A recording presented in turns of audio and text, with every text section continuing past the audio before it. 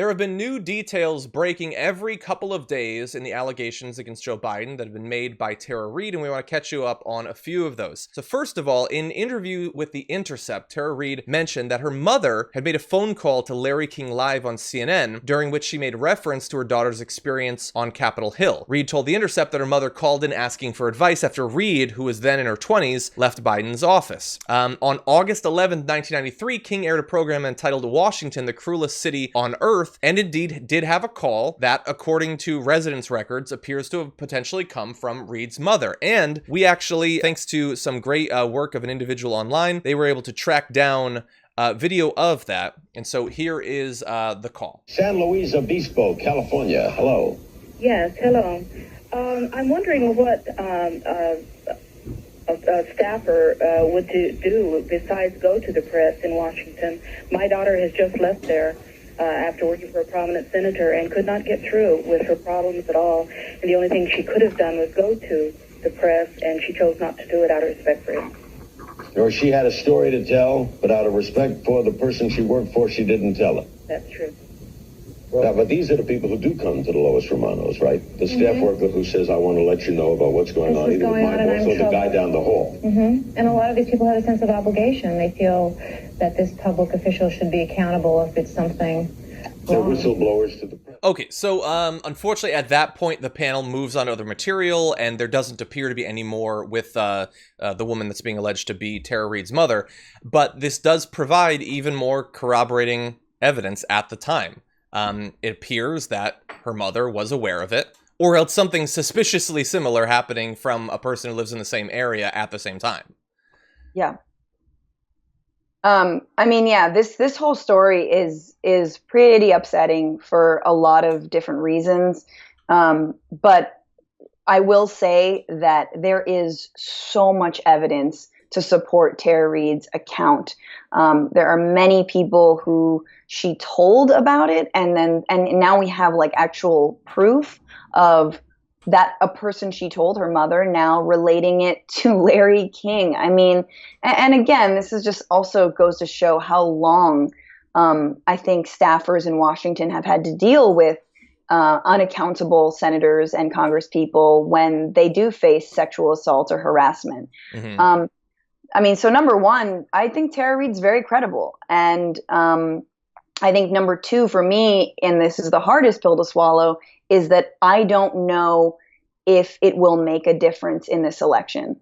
I think we have to, personally, I'm separating what I personally feel and also what I think the political reality is. Mm-hmm. What I personally feel is I think Joe Biden should absolutely address Tara Reade's allegations.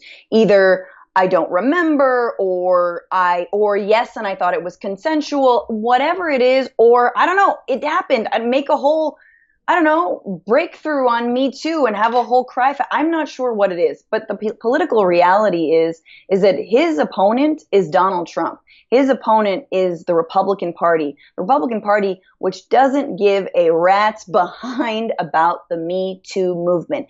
They think that if you address sexual assault allegations, it means you're weak, it means you did it, and ha, their strategy is to not talk about it and not address it at all and deny and deny and deny.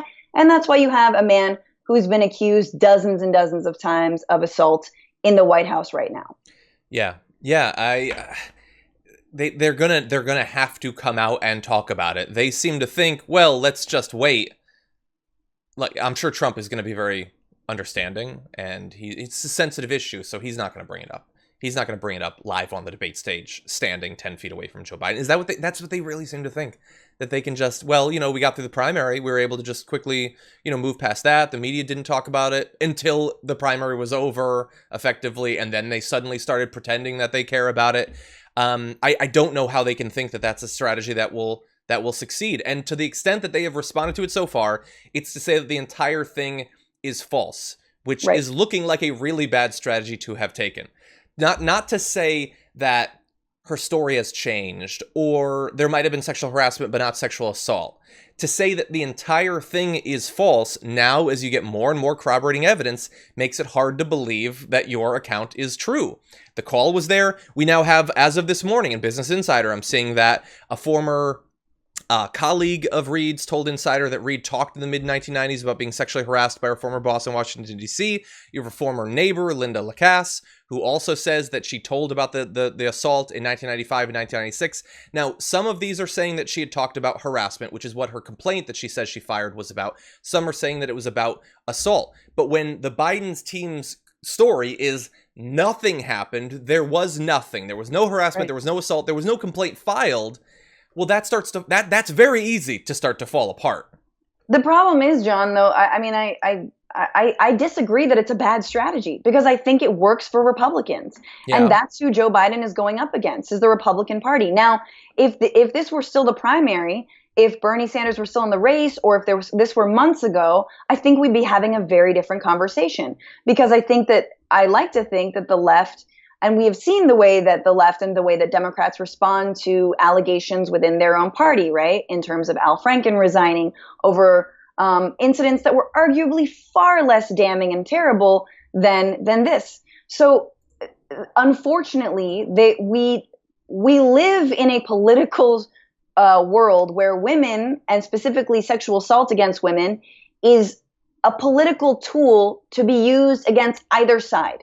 Yeah. And either to silence them, either to prop them up like Trump did, wheeling out Clinton, people who accused former President Clinton of assault.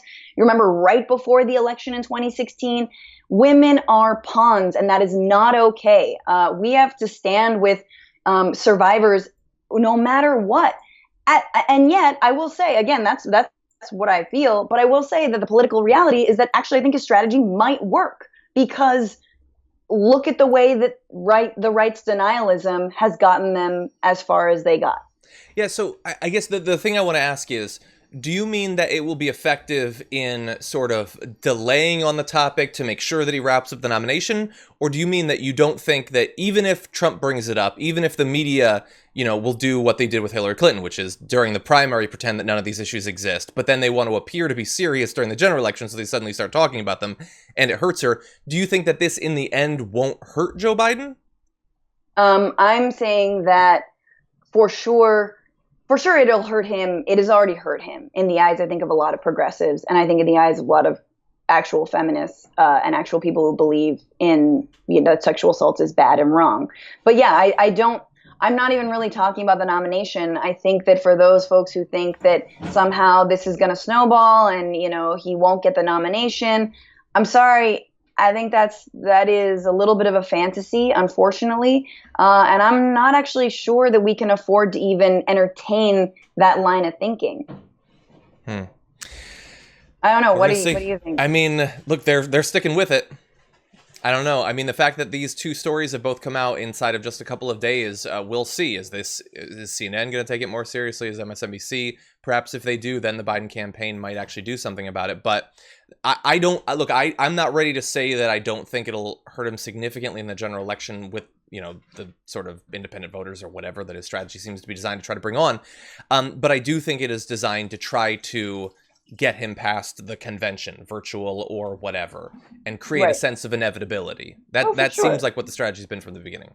There already is a sense of inevitability to the primary. But if you're talking about the general, I mean, he can absolutely continue to deny and ignore. And look, if he's trying to pander and cater to Republicans who voted for a guy who said he grabs women by their genitals, like, hey, it works. Why not just keep denying it? Like, clearly sexual assault is not a deal breaker when it should be.